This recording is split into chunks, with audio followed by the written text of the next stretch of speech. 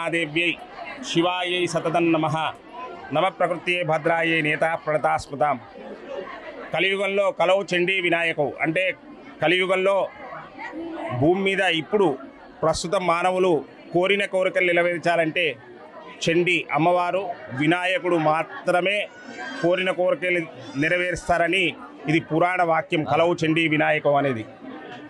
అట్లానే మంత్రపురి పూర్వపు మంత్రపురి ఒక ప్రస్తుతం మంథని అని పిలువబడే ఈ మంథని పట్టణంలో సుమారు 650 సంవత్సరాల క్రితం వెనుకనే ఉన్నటువంటి కొలనులో చెరువులో కమలముల మధ్యలో వెలిసినటువంటి అమ్మవారు కమలముల మధ్య నివసిస్తుంటుంది. అలానే ఈ కమలముల మధ్యలో మహాలక్ష్మి అమ్మవారు స్వయంభూగా చతుర్భుజాలు అంటే 4 చేతులతో ఇక్కడ అమ్మవారు వెలిసినది. దీన్ని పునః గౌతమ మహాముని కాలంలో గోదావరి దగ్గర తపస్సు చేసిన కాలంలో పూర్వపు మునులు ఋషులు రాజులు ఒకప్పటి మంత్రపురి ఇక్కడ వేదగడ్డగా పిలువబడే ఈ మంత్రపురిలో ఈ అమ్మవారిని పునః ప్రతిష్ఠ చేసినారు. అప్పటి నుంచి ఈ మహాలక్ష్మి అమ్మవారు ఈ గ్రామస్తులందరూ మంథని పట్టణస్తులందరూ కూడా వాళ్ళ ఇళ్లలో ఏ శుభకార్యము జరిగినా కూడా ముందరనే ఉన్నటువంటి పోచమ్మ దగ్గరికి మరియు అమ్మవారి దగ్గరికి పెళ్లి బట్టలు తీసుకొని రావడం ఈ మంథని పట్టణం యొక్క ఆనవాయితీ. అట్లానే దూర ప్రాంతాల నుంచి వచ్చే వాళ్ళు కూడా ఇక్కడ అమ్మవారికి ప్రదక్షిణం చేసి ఒక ముడుపు కట్టి ఓడి బియ్యం పోస్తే అమ్మ మా కోరిన కోరికలు నెరవేరాయని చాలామంది భక్తులు కూడా విశ్వసించి వచ్చి మాకు చాలామంది చెప్తుంటారు.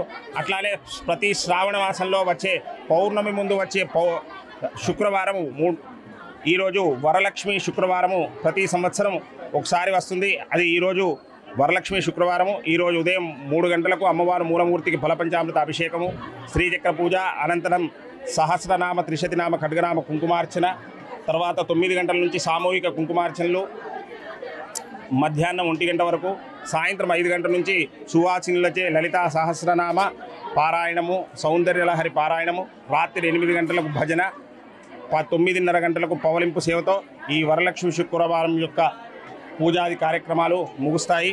ఈ మహాలక్ష్మి అమ్మవారి దయతో లోకా సమస్త సుఖినో భవంతు.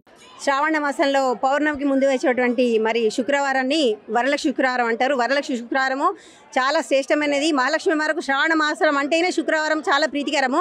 దాంట్లో మరి ఈ వరలక్ష్మి శుక్రవారం అనేది చాలా ప్రీతికరమైనటువంటి రోజు. ఈరోజు మంత్రిలోని మహాలక్ష్మి వారి టెంపుల్లో ప్రతి ఒక్కరం కూడా మరి సౌభాగ్యంతో ఆనందంతో ఆరోగ్యం ఉండాలని చెప్పి మహిళలందరం కలిసి కూడా ఇక్కడ కుంకుమ పూజ చేసుకోవడం జరిగింది. మరి చాలా పెద్ద ఎత్తున కూడా రావడం జరిగింది. మంత్రి మహాలక్ష్మి అంటే మరి శక్తి స్వరూపిణి, చాలా ప్రత్యేకత కలిగినటువంటి శక్తి స్వరూపిణి ఈమె. మరి ఈ మహాలక్ష్మి అమ్మవారి గురించి మన మంత్రి మహాలక్ష్మి వారి గురించి చాగంటి కోటేశ్వరరావు వచ్చి కూడా వారు ఇక్కడ అమ్మవారి దర్శనం చేసుకున్న తర్వాత కూడా శక్తి స్వరూపిణటువంటి ఈ మహాలక్ష్మి అమ్మవారిని ప్రతి ఒక్కరూ కూడా మంత్రిని వెళ్ళి దర్శించుకోవాలని చెప్పి వారు చెప్పడం జరిగింది. దానితో పాటు సుధీర్ ఇది విన్న ఈ చాగంటి కోటేశ్వరరావు చెప్పినటువంటి మన మహాలక్ష్మి అమ్మవారి ప్రత్యేకతను తెలుసుకొని ప్రతి ఒక్కరు కూడా సుదూర ప్రాంతాల నుండి వచ్చి ఇక్కడ మరి కుంకుమ పూజ చేసుకుంటూ ఉన్నారు.